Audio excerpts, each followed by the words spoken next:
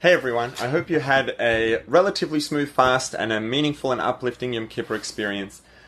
I just wanted to share something. I had a bit of an unexpected personal moment yesterday during the services, during the prayers on Yom Kippur, and there was a really powerful and relevant and meaningful takeaway for me, and I wanted to just share it.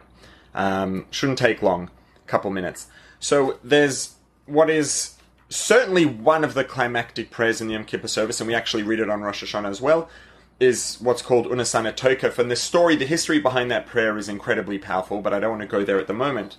Actually, what I want to look at, and I'm going to read inside to make sure that I don't mess it up, is in the paragraph that we read, a prayer that we read following Unasana Tokef itself.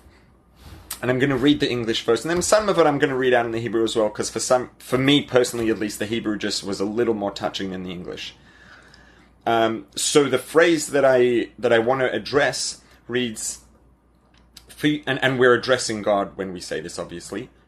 For you do not desire the death of the one deserving death, but that he return from his path and live. And even until the day of his death you wait for him. If he will but repent, you will welcome him at once. Truly, you are their creator, and you know their evil inclination, for they are but flesh and blood. Now, the truth is, technically, I think creator probably isn't a truly precise translation, because the Hebrew word is yotzram. It says, emes, truthfully, ki atahu yotzram, you are the one who formed them. Yotzer means to form something. You are the one who formed them. Va'ata yodea yitzram, and you know their inclination. Ki heim basav adam, because they are flesh and blood.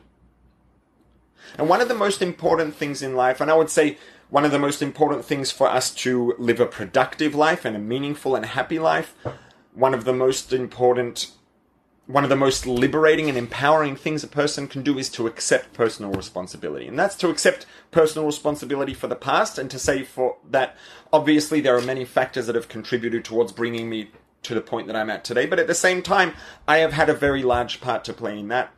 My decisions and actions have had a large part to play in that, and I am in no small part responsible for where I am today. Not solely responsible, but I am in a large part responsible for where I am today. I'm responsible for my past, I'm responsible for my present, and the moment I accept responsibility for my future, it opens me up to making better decisions, to having a healthier perspective going forward. And there's no greater advocate of personal responsibility than Torah Judaism. We're responsible for the decisions we make, and reward and punishment is a fundamental tenet of Torah Judaism. At the same time, the Creator, Yotzram, the one who formed us, the one who initiated these responsibilities and these expectations, the one who gave us the guidelines and created these expectations of us, also understands that we're flesh and blood, understands that we have human nature, understands the human condition, and understands that at times it can be very difficult.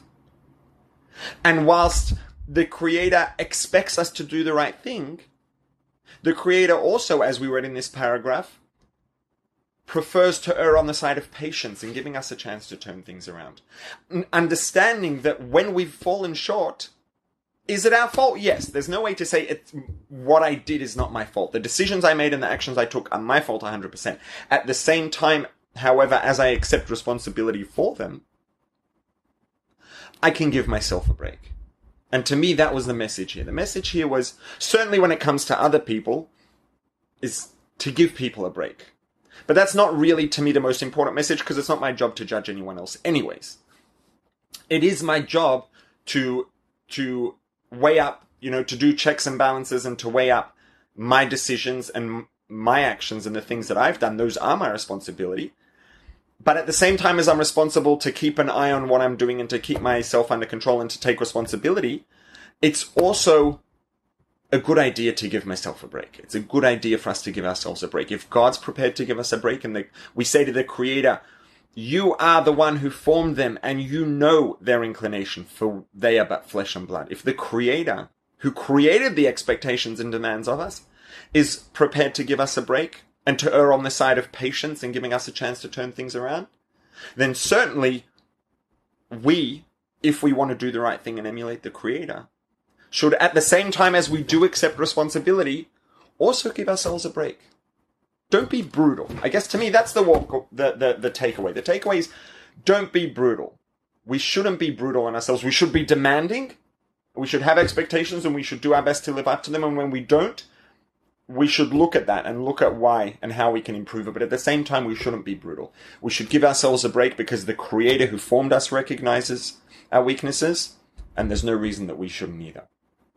And if at the same time as we weigh up where we've gone wrong and how we can do better, we do it without being too brutal on ourselves, and we give ourselves a break and say, hey, yes, I should have done better. This is where I went wrong. This is what I need to change next time. But I give myself a break, and it prevents me from getting depressed and getting upset about it. I'm going to be in a much better position to actually do something about it productively. Because if I get really upset about it, when we get upset about things, the chances of us doing better next time go down, not up. If we can relatively objectively look at where we've gone wrong, figure out what we should have done better, and give ourselves a break for it so that we can still be happy and energized and approach the scenario next time with energy, with joy, because we've given ourselves a break. At the same time as we've accepted responsibility that we do need to do better next time, we'll be in a much better position to actually succeed and to do better next time. So I guess that's it. The big takeaway for me was, together with accepting responsibility, we need to give ourselves a break. And when we do, chances are we'll actually be able to succeed more effectively at being responsible. Wishing you a happy, healthy, responsible, and joyous year. You shouldn't need to give yourself a break, but if you do need to, go ahead and give yourself a break.